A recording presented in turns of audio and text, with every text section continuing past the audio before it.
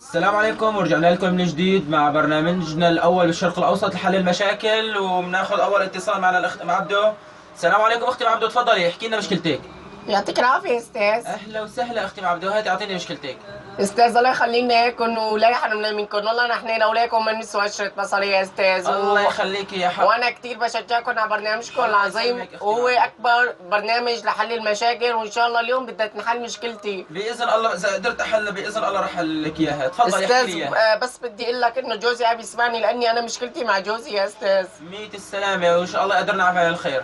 أستاذ أنا الحقيقة خجلانة كتير أحكيها، بس بضطر يا أستاذي أنا الحقيقة جوزي كل يوم بيقول لي بدي أتجوز عليكي، والحقيقة كتير كتير يعني صغير، ما عم بدير باله علي يعني يا هيك. حرام يا حرام، طب بدي أسألك كم سؤال جاوبيني عليهم بصراحة. تفضل أستاذ. أنت بتلبسي له أحمر وبترقصي له بالليل؟ لا يا أستاذ، كبرنا نحن هيك شغلات، الله يسامحك. طيب بتطبخي له؟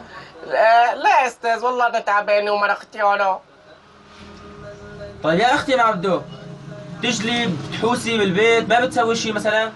والله بيركن حقيقة يعني طول النهار هيك. ايوه فهمت عليكي. اعطيني معلش احكي مع ابو عبدو دقيقتين بس. إيه أستاذ يلا أبو عبدو، أبو عبدو،